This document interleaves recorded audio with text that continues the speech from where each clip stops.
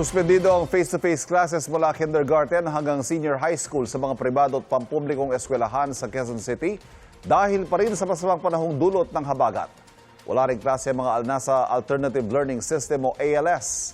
2,000 pamilyang nananatili sa evacuation center batay sa tala ng LGU. At para sa update sa Quezon City, may unang balita live.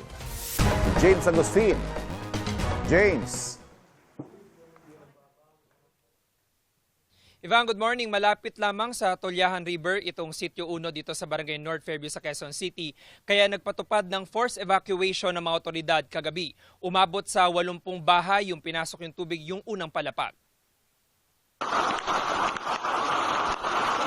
Gumamit ng lubid ang mga rescuer para marating ang mga bahay sa bahaging ito ng Sitio 1 sa Barangay North Fairview, Quezon City kagabi.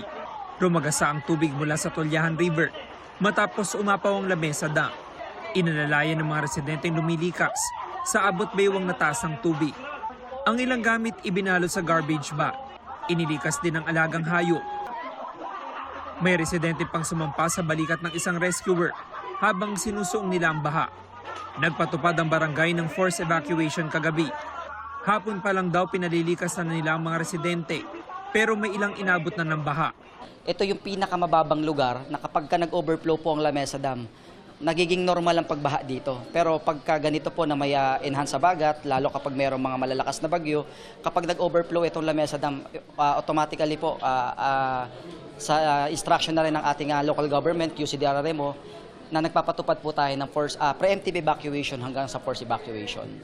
Sa North Fairview High School, lumikas ang nasa 141 pamilya, katumbas sa mahigit 400 individual mula sa Sitio 1 at Astor Street.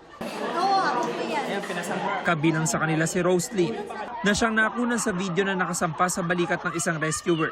Takot na takot ako, baka malunod ako kasi maliit ako eh.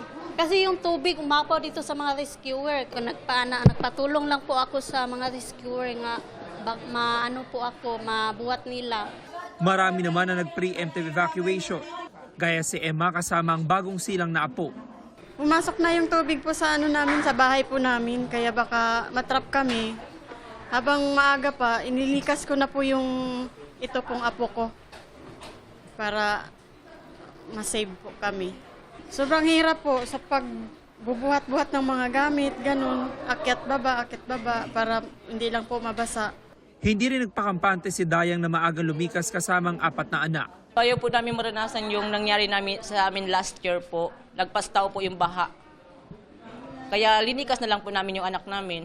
Mga bata po, inuna po namin mga bata at mga gamit po, kailangan po yung mga importante. Alas 11 kagabi, lubog pa rin sa tubig ang unang palapag ng mga bahay sa Sitio 1. Apektado ang nasa 80 bahay ng baha na umabot sa 5 talampakan ng taas. Sa buong Quezon City, mahigit 2,000 pamilya, katumbas sa mahigit 7,000 individual mula sa 19 na barangay ang nananatili sa iba't ibang evacuation centers. Samantala, Ivan, humupa na yung pagbaha dito sa Sitio 1 sa Barangay North Fairview, pero hindi pa nakakabalik sa kanilang mga bahay yung mga residente na nanatili doon sa evacuation center dahil maghihintay pa ng abiso ang barangay mula sa QCDRMO at sisimulan nila yung paglilinis sa kanilang mga bahay dahil karamihan doon sa mga bahay ay nalubog sa tubig yung unang palapag. Sa lagay ng panahon naman po ay hindi na tayo nakakaranas ng pag-ulan dito sa Quezon City. Yung muna latest, ako po si James Agustin para sa GMA News.